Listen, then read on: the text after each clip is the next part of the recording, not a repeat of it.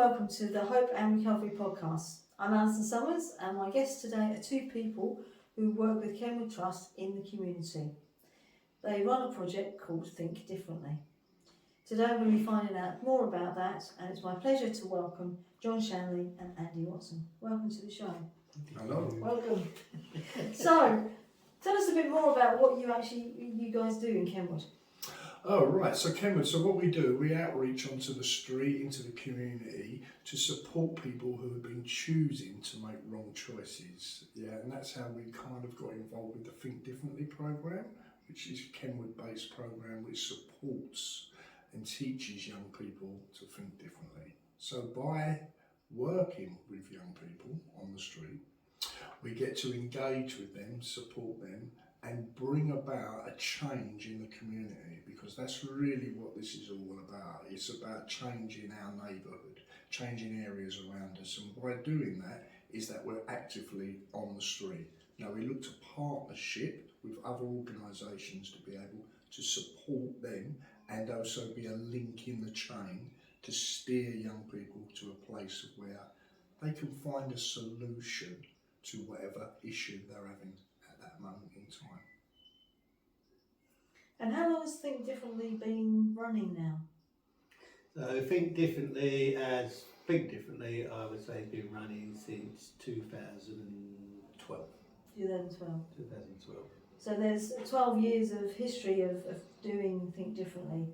And how has it changed over that time since 2012? In 2010, as Kenward Youth Services it used to be, that money went out of the youth service. So we had to look at new ways of working with young people to build up a youth service. So the idea of Think Differently, working, as Andy said, working with partners. So we started working with the district councils, who then helped us invest money into us as a youth service to work with their young people in their communities. So that's the sort of starting point of Think Differently as that. And then Think Differently as a schools project started a bit more later, and we took on other workers like Christy, who then does all the administration, get involved with schools. And as Think Differently from that is developed, with her getting more schools involved, where Andy, Kim go off and they deliver those subjects within schools, and it grows and grows and grows. And now schools are actually investing in us to come into their schools because of what these guys deliver, and it really makes a difference to those young people. So the history's been, it's an evolving thing all the time. It evolves along the lines all the time, and Think Differently grows into different areas as we work with parents, we work with schools, we work with the community in outreach, we do drugs education for firms, and so it's a growing Think Differently. So as we first started, it's just developing. So we always keep that strap line, Think Differently, be it parents, Think Differently, schools, Think Differently. That's the way it's been growing. So it's probably a bit difficult to do, but can you give us an idea of what does a day look like in the life of Think Differently for you guys? So a day is typically, Think Differently is when we focus on going to schools.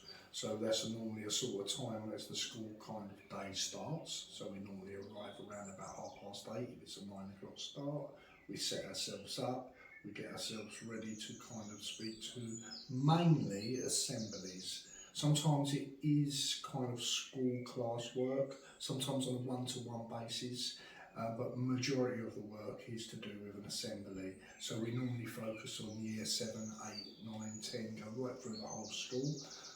Some schools like us to come in and specifically speak to a certain year group where we can tailor-make our presentation so it actually hits what the school's asking about. So if the school has a certain issue around, shall we say, cannabis or canisters, gas or other substances, or by antisocial behaviour, we can typically make this tailor-made for that specific group, what the school's asking for us to fulfil.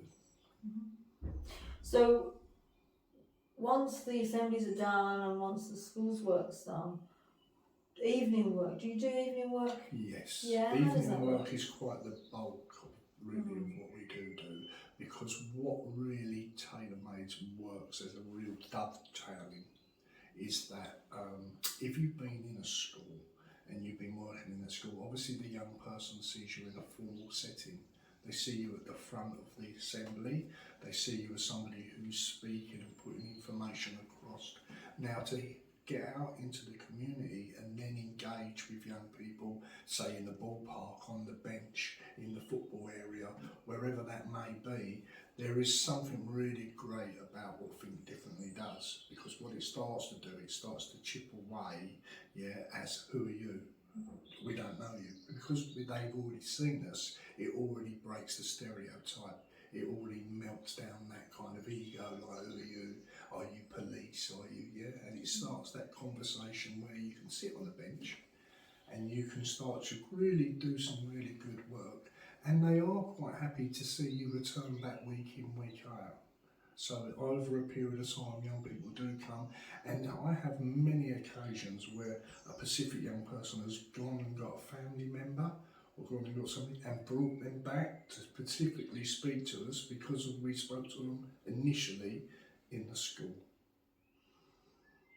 So there is that integration and connections all the time with what you do. It's all building blocks, it seems. Yeah, because only recently, last week, we run a drug training session for an organisation, and during that time when we were giving our presentation, one of the young people, well, there wasn't a young person, it was like she was about 24, 25 years of age, and I said something, and something must have triggered in her mind, because when it triggered in her mind, she said, I know you. And like I said, oh, where do you know? She said, oh, have you ever been in a school in Gravesend? And then what I actually had the opportunity to say, yes, I have. And then when she mentioned the school, I actually said, yeah, we've been in that school. She suddenly realised that who I was. And it was kind of like, it's like our way of putting things across to get you to think differently. It's not necessarily about us.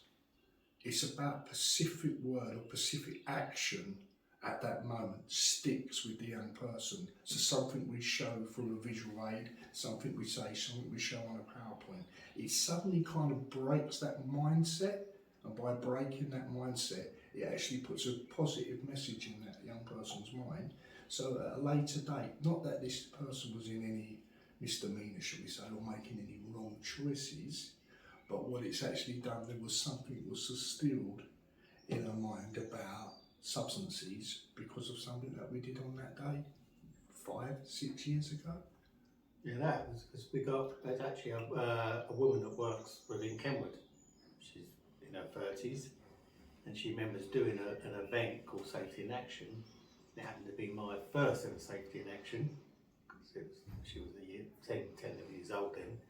So, and she remembers it. So, like Annie said, that action we done then, because at that time it was like a disco, and we sort of planted drugs on young people to get them to experience uncomfortability around, we were pretending to be drug dealers. So this whole scenario, and it's for them to walk out of this disco, get away from dangers. And she remembers it. So it makes me feel old, but she remembers it. So 20 years ago, she still remembers that moment in time when she felt uncomfortable with something that was being pushed upon her, and then it stuck with her. And we just had one of the Safety in Action events on our home site here, and she was dying to go and give young people dummy drugs, so they get that feeling as well. So it has a big impact on them. Yeah, and I should reiterate and clarify, we're not actually giving people drugs, we're giving them dummy drugs and mock-up things, but just to test their reactions. And it's aimed at year 6. That's it. That's the student group. And so, how many safety in actions do you now do over Kent? Well, we don't actually do any of them now. We made a video of our stall, which is used in Safety in Action. COVID changed a lot of things, so since COVID we've not really done them anymore. We did the one just here, but we have a video that's shown. So it's our talk we do, done on video now. So wherever they got using for their events, because it's multiple partnerships, they use our video to do it. So because the funding's not there for us to go and do that work. So for the likes of Andy, Kim, myself, or anyone to go spend 2 weeks there, we're not funded to do it. So it becomes very difficult for us to do it. It's an important thing for us to do, but the money's not there for us to do it. I was going to say, vital piece of work, and it's good that with the use of media and technology, you can still reach young people in that way, even though you can't be funded to do it. It's still vital to do it, isn't it? That's it. That's brilliant. And because they see like Andy on the video, then once they go into secondary school and they're out on the street, they meet Andy normally for the real out in the community. So. I was going to say, do you get people sometimes come up and say, I know you? A lot, in lots of different settings and lots of different places, yeah, because I'm somebody who's in the community in lots of ways. So being in the community, you get to meet lots of people, and it carries the name of Kenward. So even by last night, being out on the street last night in Sevenoaks, in that surrounding area, what it does, it just carries on the message of Kenward's in the community, and Kenward is making a difference, because by making a difference is getting young people to think differently, and that's really the message that we promote. And how does that come about? Well, that comes about with lots of things in the boot of the car, stuff with visual aids, so when we arrive, see a Pacific group, know what that Pacific group are probably up to, or what could be up to. So we take over certain kind of things out the boot of the car, and we start to explain, which may be prison clothing, maybe a drug box, maybe a box of ill repute. Now the box of ill repute has got lots of different things in it. Yeah, all stuff that you just wouldn't want to get caught up in. So there's plastic knives, there's other stuff in there, livers, jars,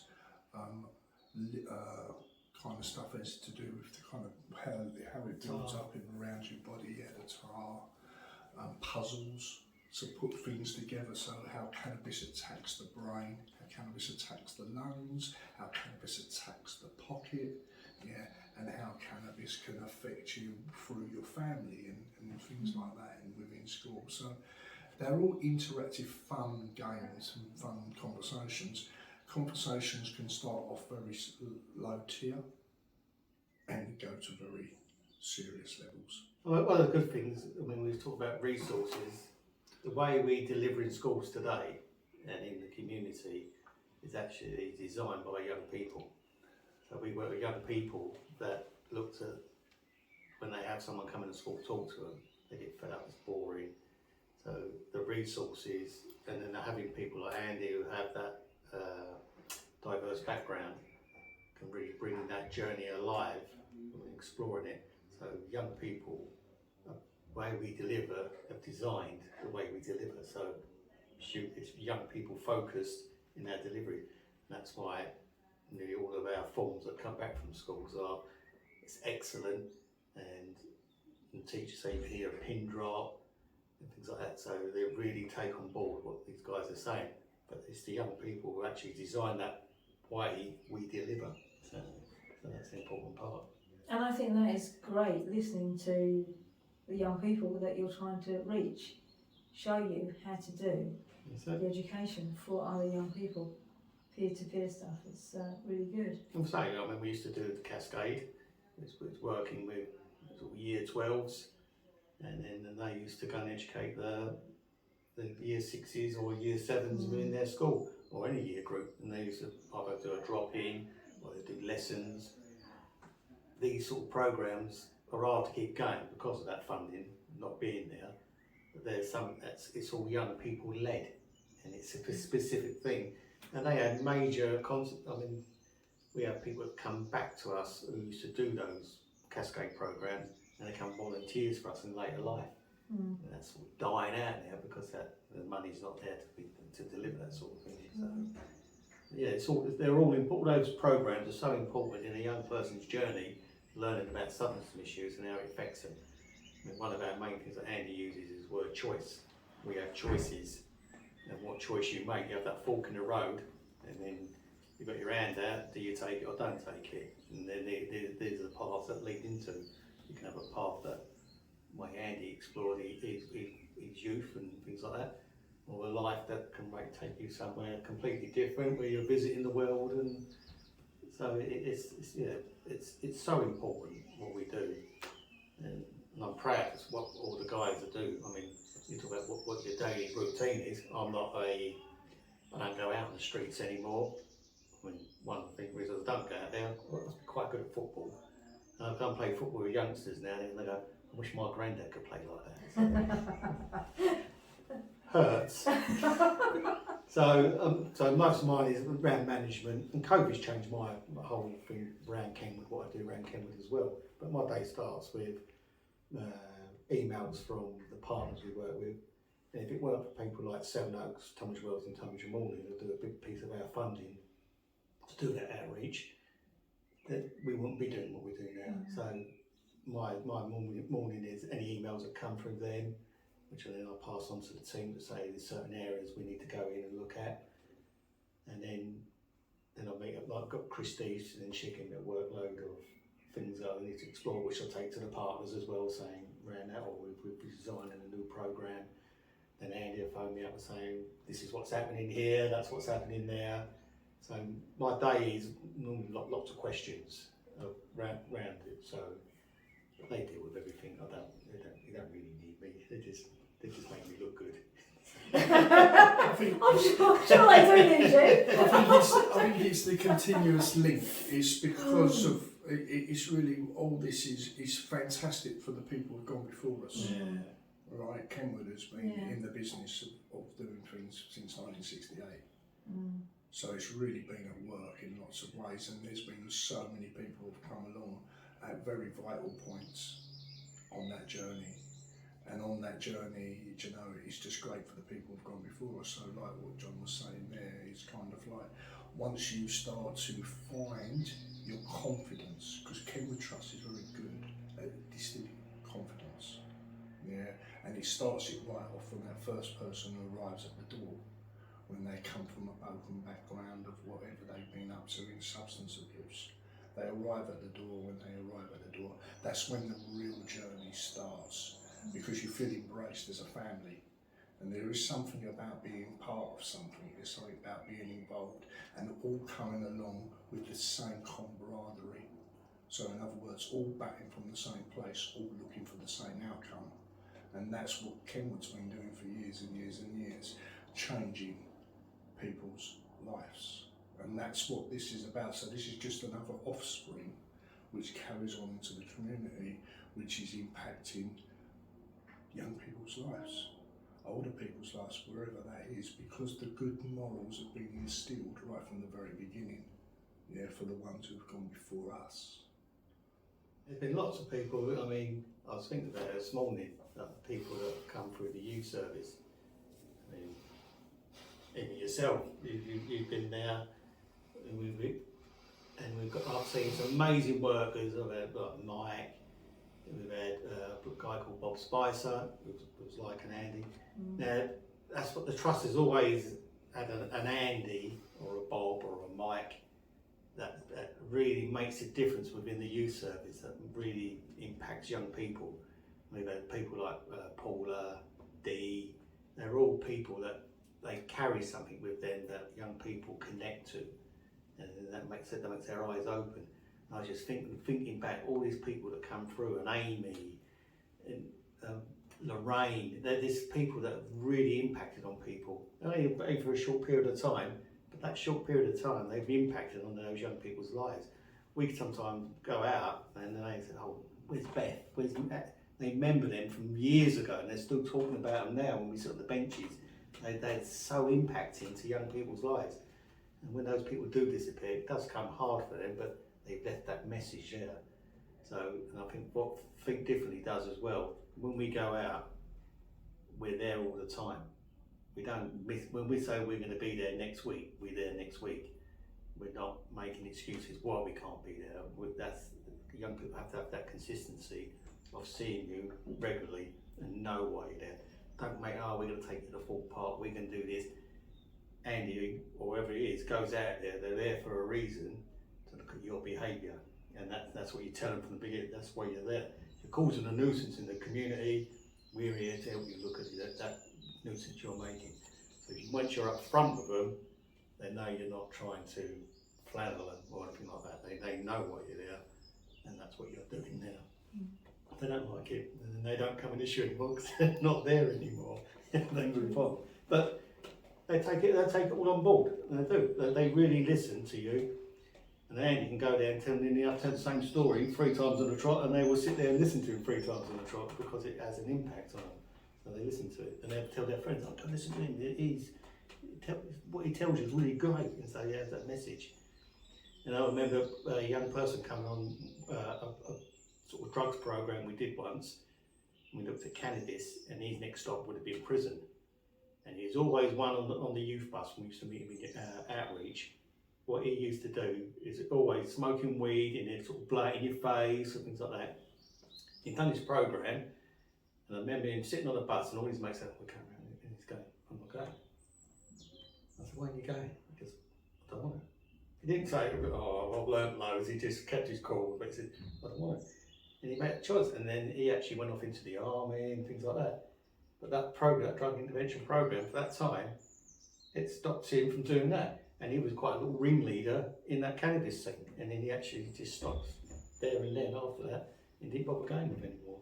And that's the power that these guys have, or those messages they get out. It sits in them, and they will go home and think about it, and their lives will then start to change. I always get, when we look for funding, people always sort of talk to me about, well, you've got to write this down, you've got to quantify this, you've got to prove this, you've got to prove that. In tier 1 / tier 2 intervention work, it's hard to capture that because you don't see those young people sometimes 10, 15 years down the line. So I can't go capture it then. Or what you've been up to the last 15 years, it doesn't work that way because you may never see them again. But I know from working there for 20 years within the youth service, I've come across people that I've worked with, and they actually say, "You made me think, you changed the way I was at that time. I'd stopped doing that and my life could come that." It may not be down to us, but for them, what we said on that day was what made them think. So I really believe in early intervention work, and if we don't do the early intervention work, what are those young people going to help them explore the journey they make when they get that choice, when it's that thing's put in their hand, do I or don't I? So I would stop it before it happens, or if they're doing it, making them rethink the journey they're going to end up. Could they end up on a slab or in prison or addicted for the rest of their lives? Or do they want to make a future for themselves, open a family and a great job and things like that? So for me, that's the essence of what early intervention is about. You have to get that young people really thinking for themselves. They make that choice. You may never say what made them do it, but we are part of that, and that's what I believe, and that's why I do what I do. Oh, it's very powerful messages there, and you're right, as you said earlier, being connected at Kenward and part of the youth service and that, we've seen many people over the years, and many different people we've been able to reach with the message of having a choice and not giving into the peer pressure and not giving into a certain way of life that you don't have to go down. And I was just thinking about the fact, Kenward and the youth bit of it in particular started in the late 90s, and over the years it's gone through many different changes, but what's happened is working with people, working in partnership with people, working in partnership with other organisations, and the key messages or core messages have always stayed the same. 100%. It's always been that core message has always been there for what youth outreach and schools work stands for. As you said, when we was known as Grey Zebra many years ago, and really think differently, carries that same logo, but it's just a more colourful zebra with black and white. Not everything's black and white, there's grey areas. That's what Grey Zebra stands for now. Now think differently, that sort of message is now think differently about what you're doing now. So, as you say, it's the same context, just a different logo on it all, so it hasn't really changed that much. And what we are good at doing as a service, we do adapt to what current issues are. Because we're good at something, we don't sit on that. We're always looking to develop onto the next issue that's coming up. Like now we're looking at an intervention work around gases, vaping, to give schools a chance now to get a young person to look at it, about excluding them now. Because all this new current stuff that they're looking at, with the vaping's coming a bigger issue. So this is what we're looking at. So hopefully schools will take that on board. And the young people that they know are struggling with that, they can put them on this course and give them a chance to maybe not be excluded from school. And that young person, as we said, will take that on board and think about what they're doing to make that decision changing moment. And we see them over and like we said, over and over again in the community. And by seeing them over and over again, you start to get that understanding that you can change. And then through our own story, is that the power of change is there. So within that power of change is that there's hope. And really that's what this is about. Yeah, especially from when you go round to somebody's house. If you get an email from certain organisations asking you to go around to somebody's house, it's always a similar sort of scenario. You knock on the door, it's normally mum who answers the door. Yeah, it's normally kind of like just pull a name out of the air. Oh Billy.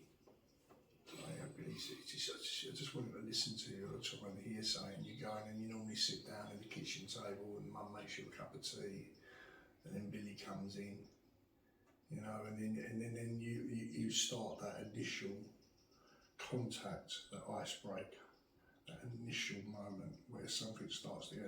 And if you get 4 or 5 words out quickly, you gain that young person. And then there's that opportunity to kind of like build on top of that, and where you can start to open up, you can start to chat to them, and you explain a little bit about your own background, and you back it up with paperwork, home office paperwork, pictures, stuff like that. You start backing it up with things. It starts that you can't really wriggle out of it. You can't wriggle out of that situation. You say, well, this is where this all goes. This is where this is heading. If you choose not to think differently.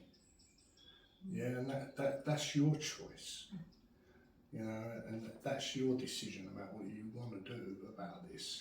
And some young people do, and some young people suddenly disappear, and then I'll see them again in another place, or I'll meet them somewhere else, and they suddenly appear, and I say, well, do you know what? I've seen you here now.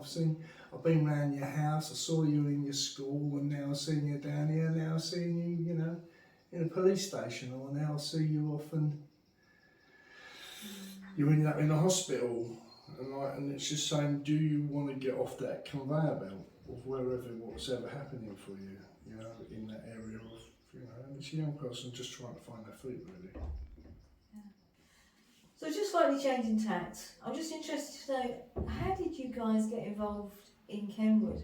Andy, you first. How did you first come into contact with Kenward and get involved? Kenward, I was a client. Okay. So Kenward, I came here in 2003. Was it 2002? 2002. Just a year out. Yeah, 2002. Yeah, it was 2000. You give us memory as well. Because in 2002, I stayed with Janet. There was this lady called Janet here, and she was a counsellor. And then we come in, and when you say that, because I came here just before Christmas.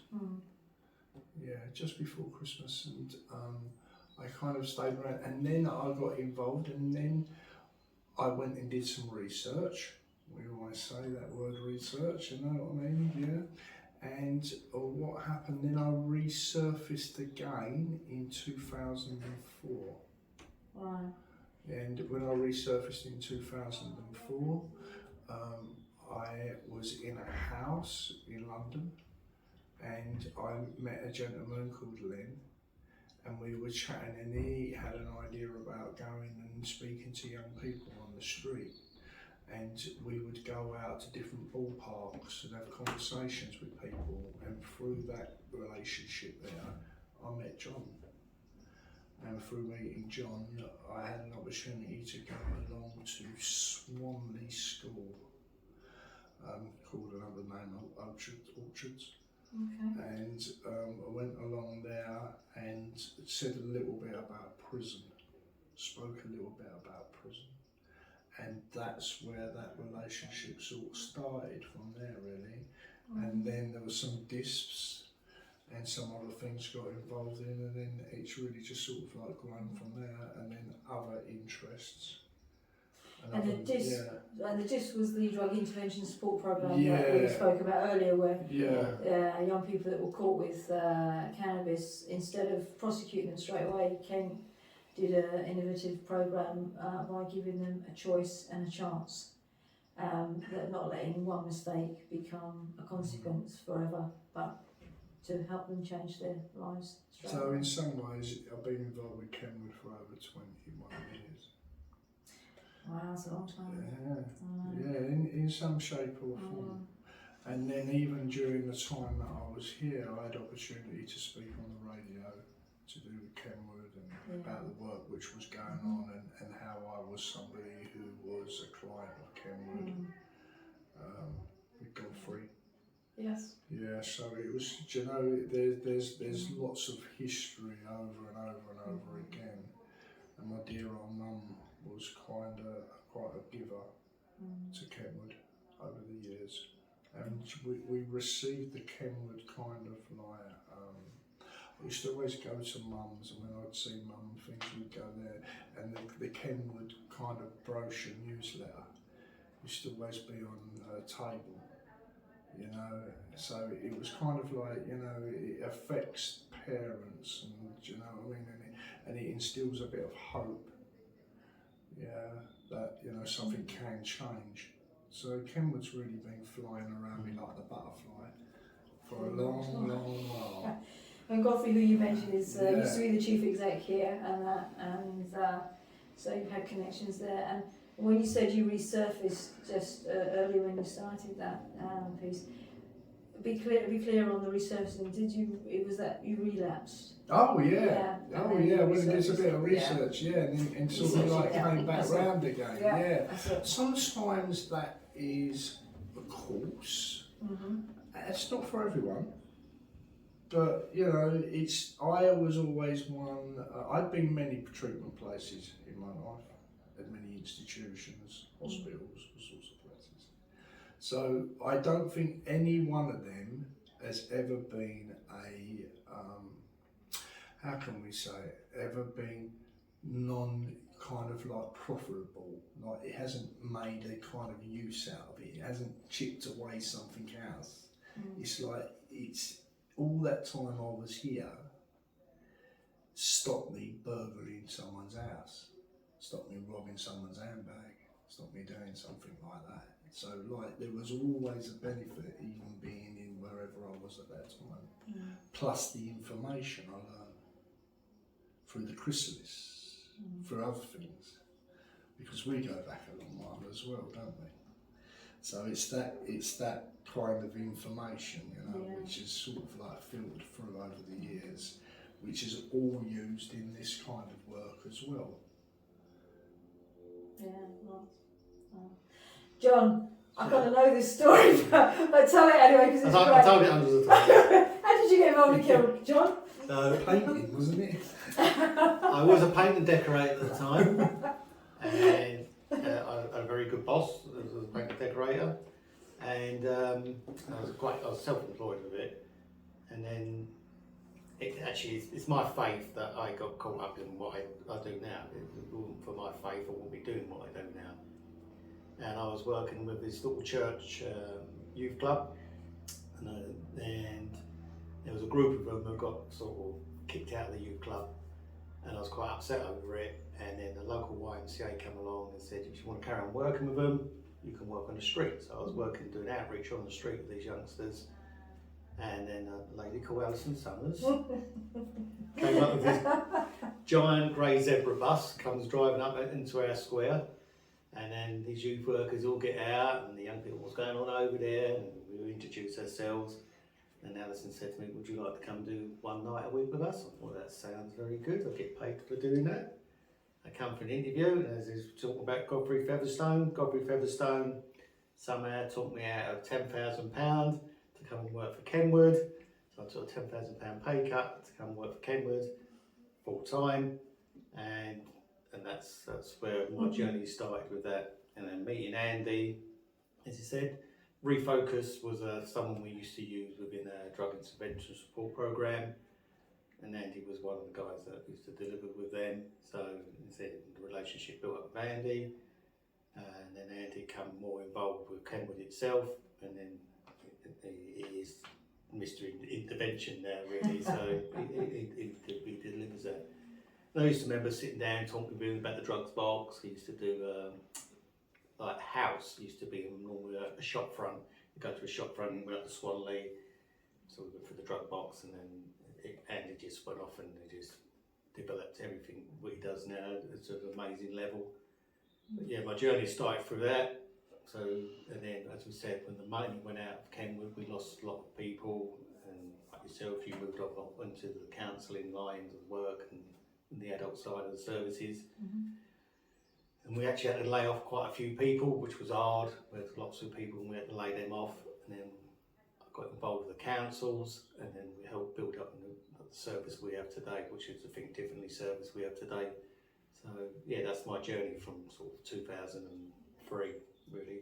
So just had my 20 years as well. So. I was going to say, and I was going to say, not only had your 20 years, but not so long ago, you actually got given an award, didn't you? Yep. Andy had awards.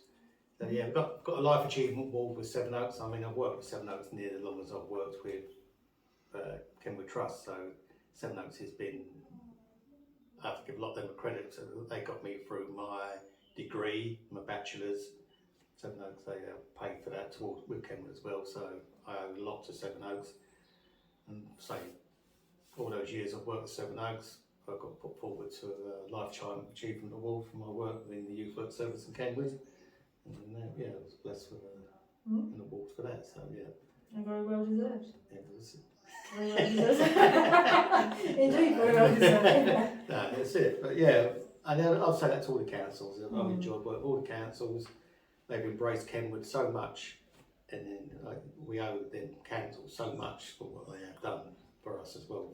Just funding us year after year after year. And when they fund us, I mean, money's been cut out of it. It's not their choice, it's they haven't got the money to fund us the way where they used to fund us. But we scrape by each year, and that's what we do. We are a service that goes right out into the community. So. And Andy, yourself, you've got some achievement awards and... Got loads. Wow. Yeah. Give us the highlights.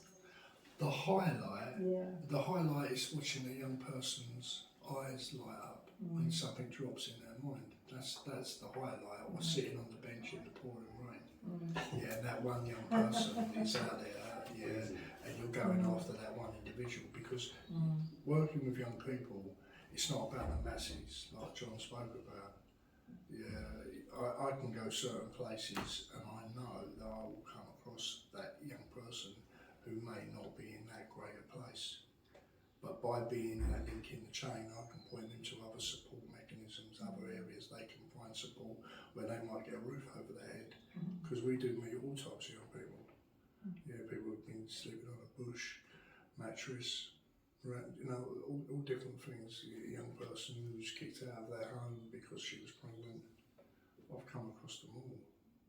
Yeah, over the years, because that's the nature of who you meet. If you sit in a ballpark, or if you sit around in a park, you do come across young people who are really up to their neck and don't know where to turn or what to do. And at that place, you can be kind of like somebody who is intercepting. And by intercepting someone at that moment in time, you really don't know where that journey goes. And it's like, so what you say about what was the greatest things here, the greatest bit of news is when you hear that outcome, and you do every now and then, or you see that young person, and they say, yeah, I remember you. You know, and working with young people is one of the greatest things. I work with a young person out in the community, and that person was in a lot of trouble. And they never had anywhere to go. So eventually, over a period of time, what eventually happened is they made some right choices, and in making them right choices, they found themselves a job at QuickFit. And they actually started to get a qualification. And now when I go past that garage, sometimes I stop and he's still there. And he's still working there. But he's not the one on the front, he's the one in the main manager's desk now. Yeah, we're talking about, somebody who's improved and got up in his understanding, his skills, all them things. And he always talks highly. And he always mentions, so through that one door, other doors have opened up. So you don't ever really know who you're talking to, who you're influencing, and how that comes back again. Because this is like a round, you give it away, it comes back round, you give it away, it comes back round again, in more ways than we could ever really imagine. Yeah. So really great talking to you guys today. My highlights. Go on then. Sorry, yeah, you say your highlights, go on. Sorry, John. My highlight, I think for me, the highlight for me has been the 4 COs I've known. Because each of those COs is invested time in the youth service. It's a youth service that actually doesn't bring money into Kenward, but they invest in knowing what we do. And like from Godfrey, because I was employed under him, he had a lot of investment into the service. Angela Painter, I worked with Angela Painter in Seven Oaks District because she was on the Safety Partnership Board, then become a CO, and she put a lot of best in. And then when David Philpott's come in, I thought my time's up. I'm down the road because I don't think he had him, but he fell in love with what we did and said carry on doing what we do. And then Penny's literally really put a lot of time and energy into Kenward youth service and sort of marketed it in ways that really makes it stand out as well. So all the COs have made a big, for me, they've been what's kept the youth service going. If it weren't for them, any other boss that come in could have said, actually, you're too much effort, but they haven't. They invested a lot of time into keeping the youth service going with very little money. So it's been a privilege to work underneath every one of them. So. Yeah, thank you. So I have one final question for both of you individually to answer. So we've got Hope and Recovery podcast. So for you personally, what does hope look like for you today? Well, for me, it'd be every young person still has that chance to explore. So my hope in every young person has that opportunity to meet an Andy, to meet a Dee, to meet a Paula, who will make them make a choice, make a positive choice in their life that takes them away from a substance or negative behaviour. Andy? Yeah, hope is all about evidence. Yeah, so if you have some evidence, and that evidence is we only have to look at the lives that we've changed and supported in the community. And you know what? There's thousands and thousands and thousands. We only really have to look at our feedback forms. If you ever having a moment where you think that maybe there's not a place for youth service, just open up the folders of feedback and go through what's been written by teachers, children, police officers, council workers, probation workers, yacht workers, early help support workers. It just goes on and on and on. So really my hope is the evidence that the more files, the more build up through that evidence of really how we are impacting and changing the community. So that's my hope. Wow. Thank you. And thank you both very much for doing Thank this interview.